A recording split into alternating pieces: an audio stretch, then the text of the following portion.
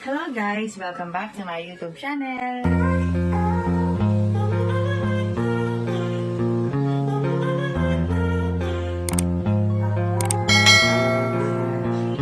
Guys, hindi. Alam niyo na nagpunta kami ng Siquijor? Yung anong tawag doon? From Cebu to Siquijor, mag-ano lang, yung parang hindi siya barko. Yung mabilis. Anong tawag doon? Sagutin nyo guys. Ocean jet yun. Ocean jet.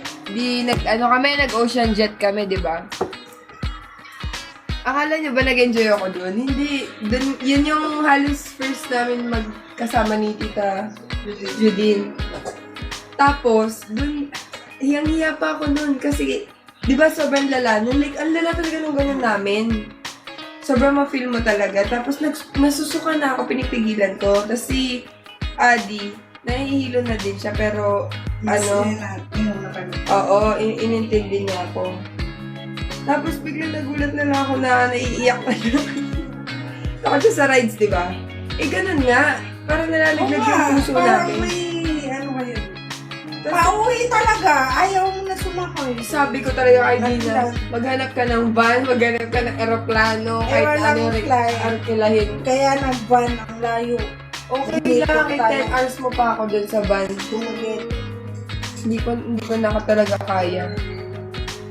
Ayun guys, sobra talaga ng lakas ng ano ko talaga. Hilo.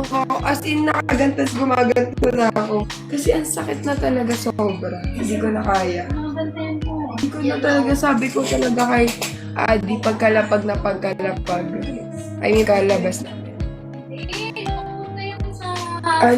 Umanap ka ng van, umanap ka ng airplane na pwede bumili ticket, ganun. Kasi hindi ko na talaga kaya yun. Matik pa akong maging taga doon nakatira na. Pero babalik ako ng Siquijor guys kung meron ng aeroplano.